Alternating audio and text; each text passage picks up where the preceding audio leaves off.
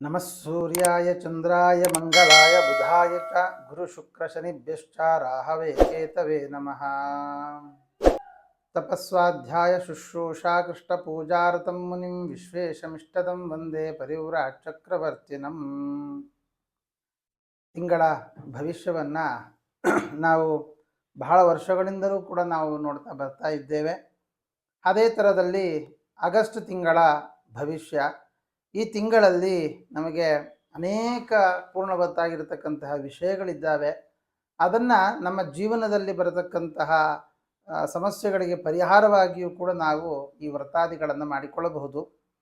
ಹಾಗಾಗಿ ಈ ಮೇಷ ರಾಶಿಯವರಿಗೆ ಆಗಸ್ಟ್ ತಿಂಗಳಲ್ಲಿ ಏನು ಮಾಡಿಕೊಳ್ಳಬಹುದು, ಬರುವಂತಹ ರಾಘವೇಂದ್ರ ತೀರ್ಥರ ಆರಾಧನೆಗಳಾಗಬಹುದು ಅಥವಾ ಗಣಪತಿಯ ಹಬ್ಬ ಆಗಬಹುದು, ಇಂತಹ ಸಂದರ್ಭಗಳಲ್ಲಿ ನಾವು ವಿಶೇಷವಾಗಿ ಏನು ಮಾಡಿಕೊಳ್ಳಬಹುದು ಅನ್ನುವಂತಹ ವಿಚಾರವನ್ನು ಮಾಡ್ತಾ, ಈ ಮೇಷರಾಶಿಯವರ ಒಂದು ಗ್ರಹಸ್ಥಿತಿಯನ್ನು ನಾವು ಗಮನಿಸುವುದಾದರೆ, ನಮಗೆ ಈ ಗುರು 3ನೇ ಮನೆಯಲ್ಲಿ ಬರುವಂತಹದ್ದು, ಶುಕ್ರ 3ನೇ ಸ್ಥಾನ, 4ರಲ್ಲಿ ರವಿ ಬುಧರ ಯೋಗ, 5ರಲ್ಲಿ ಕೇತು ಮಾಂದಿಗಳ ಯೋಗ, 6ರಲ್ಲಿ ಕುಜ, 7ರಲ್ಲಿ ಚಂದ್ರ, 11ರಲ್ಲಿ ರಾಹು, 12ರಲ್ಲಿ ಶನಿ.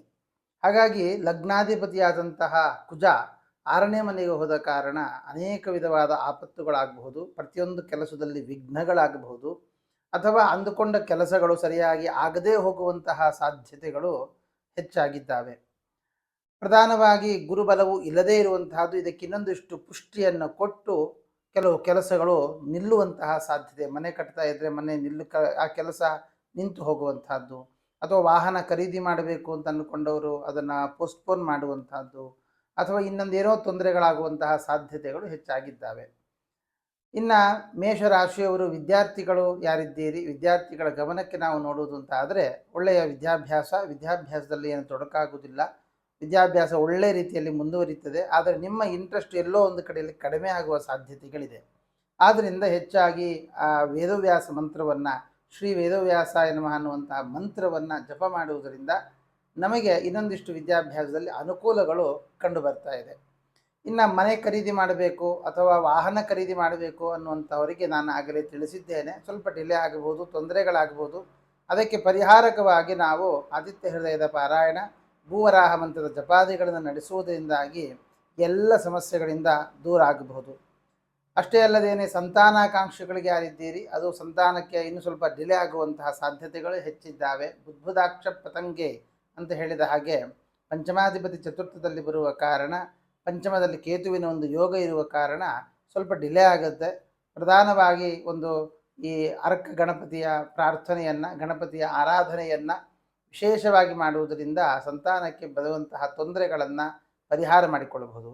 ಸಂತಾನ ಆಗಿರುವಂಥವ್ರು ಯಾರಿದ್ದೀರಿ ಅವರಿಗೆ ಮಕ್ಕಳ ವಿದ್ಯಾಭ್ಯಾಸದಲ್ಲಿ ತೊಡಕಾಗುವಂತಹದ್ದು, ಅಥವಾ ಮಕ್ಕಳು ಹೇಳಿದ ಮಾತನ್ನು ಕೇಳದೆ ಹೋಗುವಂತಹದ್ದು, ಈ ಎಲ್ಲ ಯೋಗಗಳು ಕೂಡ ಇದ್ದಾವೆ. ಅಂತಹವರು ವಿಶೇಷವಾಗಿ ಗಣಪತಿಗೆ ಗರಿಕೆಯನ್ನು ಸಮರ್ಪಣೆ ಮಾಡುವುದರಿಂದ, ಅಥವಾ ಗಣಪತಿಯ ಹಬ್ಬದ ದಿವಸ ವಿಶೇಷವಾಗಿ ಅವರ ಕೈಯಲ್ಲಿ ಅರ್ಚನೆಯನ್ನು ಮಾಡಿಸಿ ಗಣಪತಿಯ ಪ್ರಾರ್ಥನೆಯನ್ನು ಮಾಡಿಸುವುದರಿಂದ ಅನೇಕ ಫಲಗಳನ್ನು ಪಡೆದುಕೊಳ್ಳಬಹುದು. ವಿದ್ಯಾಭ್ಯಾಸದಲ್ಲಿ ಒಳ್ಳೆಯ ಉನ್ನತಿಯನ್ನು ಕೂಡ ಪಡೆದುಕೊಳ್ಳಬಹುದು.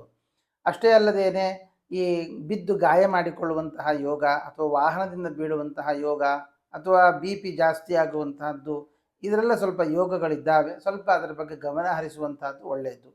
ಇನ್ನು ವಿವಾಹಾಕಾಂಕ್ಷಿಗಳಿಗೆ ಕೆಲವು ಲಾಭಗಳಂತೂ ಕಂಡು ಬರ್ತಾ ಇದೆ. ಚಂದ್ರ ಸಪ್ತಮದಲ್ಲಿ ಬರುವುದು ಒಳ್ಳೆಯದೇ. ಇಷ್ಟಪಟ್ಟ ಹುಡುಗಿಯನ್ನೇ ಅಥವಾ ಇಷ್ಟಪಟ್ಟ ಹುಡುಗನನ್ನೇ ಮದುವೆ ಮಾಡಿಕೊಳ್ಳುವ ಯೋಗ ಇದೆ. ಆದರೆ ಕೆಲವೊಂದಿಷ್ಟು ಎಲ್ಲರನ್ನು ಒಪ್ಪಿಸುವಂತಹದ್ದು ಅಥವಾ ಎಲ್ಲರಿಗೆ ಹೇಳಿ ಕೇಳಿ ಮಾಡಿಕೊಳ್ಳುವಂತಹ ಯೋಗಗಳು ಹೆಚ್ಚಾಗಿದ್ದಾವೆ. ಇನ್ನು ಈ ಕೆಲಸಕ್ಕೆ ಸಂಬಂಧಪಟ್ಟ ಹಾಗೆ, ಕೆಲಸಕ್ಕೆ ಹೋಗುವಂತಹವರು, ಕೆಲಸ ಇಲ್ಲದವರಿಗೆಲ್ಲ ಅನುಕೂಲಗಳು ಹೇಗಿದೆ ಅಂತಂದಾಗ, ಕೆಲಸಕ್ಕೆ ಹೋಗ್ತಾ ಇರುವಂತಹವರಿಗೆ ಕೆಲವೊಂದು ಸಮಸ್ಯೆಗಳು ಉಲ್ಬಣ ಆಗುವಂತಹದ್ದು, ಕೆಲಸದಿಂದ ತೆಗೆಯುವಂಥದ್ದಾಗಲಿ, ಅಥವಾ ನೀವು ಇನ್ನು ರಿಸೈನ್ ಮಾಡಿ ಅಂತ ಹೇಳುವಂತಹದ್ದಾಗಲಿ, ಇದೆಲ್ಲ ಸಾಧ್ಯತೆ ಇದೆ. ಕೆಲಸ ಇಲ್ಲದವರಿಗೆ ಕೆಲಸ ಸಿಗುವಂತಹ ಯೋಗಗಳು ತುಂಬ ಕಡಿಮೆ, ಸ್ವಲ್ಪ ಮುಂದಿನ ಕಾಲಮಾನ ಘಟ್ಟದಲ್ಲಿ ನೋಡಬಹುದು. ಕೆಲಸದಲ್ಲಿ ಯಾರಿಗಾರ ತೊಂದರೆ ಬರ್ತಾ ಇದೆ ಅಂತ ಆದರೆ ಅವರು ಹನುಮಂತ ದೇವರಿಗೆ ವಿಳೆಯದೆಲೆಯ ಅಲಂಕಾರವನ್ನು ಮಾಡಿಸುವಂತಹದ್ದು, ಅಥವಾ ಹನುಮಂತ ದೇವರಿಗೆ ಜೇನುತುಪ್ಪದ ಅಭಿಷೇಕವನ್ನು ನಡೆಸುವಂತಹದ್ದು, ಅದು ಕೆಲಸವನ್ನು ಭದ್ರಪಡಿಸುತ್ತೆ. ಅಥವಾ ಸುಂದರಕಾಂಡ ಅಂತ ಒಂದು 50 ಶ್ಲೋಕಗಳ ಒಂದು ಸಣ್ಣ ಒಂದು ಮಂತ್ರ ಇದೆ, ಅದನ್ನು ಪ್ರತಿನಿತ್ಯ ಜಪ ಮಾಡುವುದರಿಂದಲೂ ಕೂಡ ಅನುಕೂಲ ಆಗುತ್ತೆ. 11ರಲ್ಲಿ ರಾಹುವಿನ ಯೋಗ, ಹಣಕಾಸಿನ ವ್ಯವಹಾರಗಳು ಅನುಕೂಲವಾಗುತ್ತೆ. ಆದರೆ ಬಂದ ಹಣವನ್ನು ಇನ್ನು ಎಲ್ಲಿಯೂ ಇನ್ವೆಸ್ಟ್ ಮಾಡಲಿಕ್ಕೆ ಹೋಗಿ ಕಳೆದುಕೊಳ್ಳುವ ಯೋಗವಿದೆ. ಆದ್ದರಿಂದ ನೀವು ಬಂದಂತಹ ಹಣವನ್ನು ಸೇವಿಂಗ್ಸ್ ಕಡೆ ಗಮನ ಹರಿಸಿ, ಅಥವಾ ಪ್ರಧಾನವಾಗಿ ಈ ಲಕ್ಷ್ಮಿಯ ಪ್ರಾರ್ಥನೆ, ಲಕ್ಷ್ಮೀ ಹೃದಯ ಮಂತ್ರದ ಜಪ ಮಾಡುವಂಥದ್ದು, ಅಥವಾ ಈ ಪ್ರತಿ ಶುಕ್ರವಾರ ಕೆಂಪು ಹೂವುಗಳಿಂದಾಗಿ ದೇವಿಗೆ ಅರ್ಚನೆ ಮಾಡುವುದರಿಂದಲೂ ಕೂಡ ಅನೇಕ ಫಲಗಳನ್ನು ಪಡೆದುಕೊಳ್ಳಬಹುದು. ಒಟ್ಟಾರೆ ಮೇಷರಾಶಿಯವರಿಗೆ ಗುರುಬಲ ಕಡಿಮೆ ಇರುವುದರಿಂದ ಗುರುಗಳ ಆರಾಧನೆ, ರಾಘವೇಂದ್ರ ಸ್ವಾಮಿಗಳ ಆರಾಧನೆಯ 3 ದಿನಗಳ ಕಾಲದಲ್ಲಿ ವಿಶೇಷವಾಗಿ ಅವರ ಸೇವೆಯನ್ನು ಮಾಡುವುದರಿಂದ ಗುರುಬಲವನ್ನು ವೃದ್ಧಿಪಡಿಸಿಕೊಂಡು ಬರುವಂತಹ ವಿಘ್ನಗಳನ್ನು ಪರಿಹಾರ ಮಾಡಿಕೊಳ್ಳುವುದಕ್ಕೋಸ್ಕರ ವಿಘ್ನ ವಿನಾಯಕನ ಆರಾಧನೆಯನ್ನು ಮಾಡುವುದರಿಂದ ಎಲ್ಲ ಸಮಸ್ಯೆಗಳಿಂದ ದೂರವಾಗಬಹುದು ಅಂತ ಹೇಳ್ತಾ ಶ್ರೀಕೃಷ್ಣಾರ್ಪಣಮಸ್ತು.